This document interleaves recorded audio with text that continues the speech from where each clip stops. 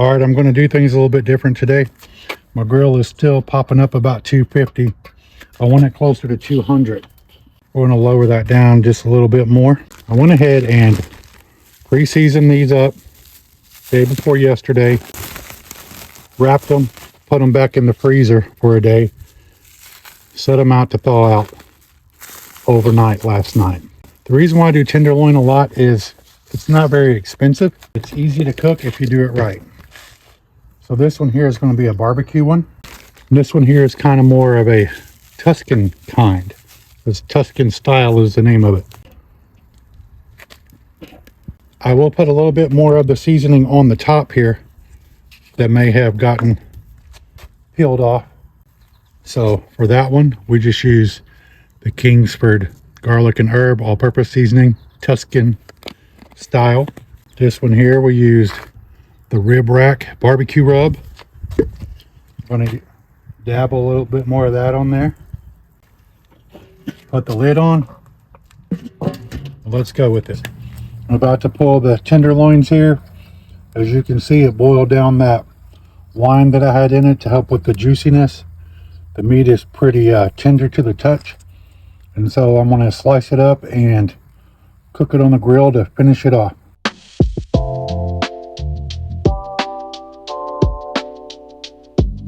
All right, pretty simple here.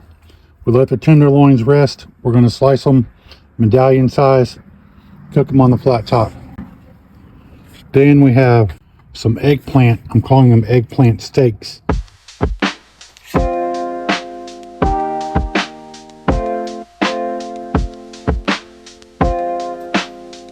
did get tied up and pulled these a little later than I wanted. You can see the smoke ring around it. It's a little more well done. It's not tough, still tender.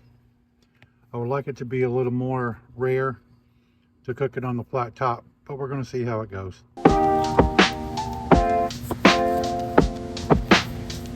Since the tenderloin is mostly done, I'm just going to do a sear on it, and then I'm going to put some sweet orange marmalade on some of it. I'm not going to put any kind of oil on there. I'm just going to drop the pieces, let them cook.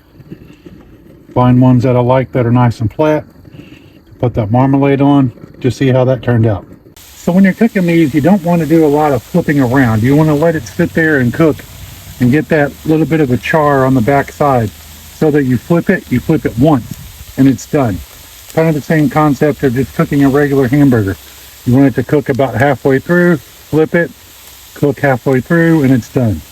So we've let this cook for a couple minutes, a few minutes. Just want to kind of turn it over and see how it looks. Okay, not bad. We're getting that little bit of a sear. Let's go ahead and do the flip. Might be better do this with my fingers. Do not cook with your fingers, ladies and gentlemen. It's not safe. Now we're going to let this cook for another minute or two. I'm going to break open this marmalade and put it on there and let the heat kind of melt it down a little bit. It's been a couple minutes. Let's give it a shot. You can find orange marmalade anywhere. I got this at Aldi. It's pretty good. I like it. All right, we're going ahead and start pulling them.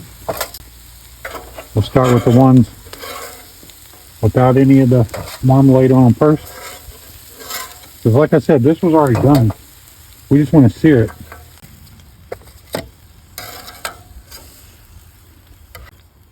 All right, so here's what we got. Got the regular smoked tenderloin that we did earlier, and the select pieces with the marmalade on it. So I have a dozen pieces of eggplant here. I have some white American cheese that I'm going to use as a binder to put carrots, celery, chives, and alfalfa sprouts on. It's time to drop that eggplant. We don't want to burn it, but we need it to cook fairly quick. Now that I've got it oiled up and seasoned, I'm going to go ahead and turn the flame up. So we are starting to see that dark color we were looking for. We can tell that it's cooking through. These are cooked to about where I want them. Now I'll have to do this quickly. I'm going to put this white American cheese on here.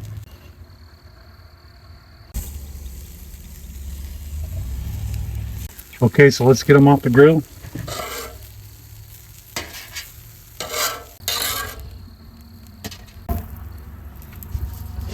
So there we have it, our eggplant steaks, as I like to call them.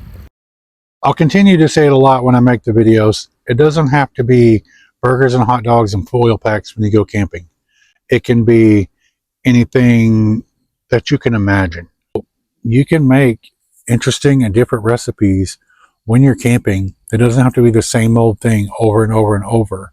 And you can incorporate your family, your friends, your imagination into your camping dinner. Explore a little.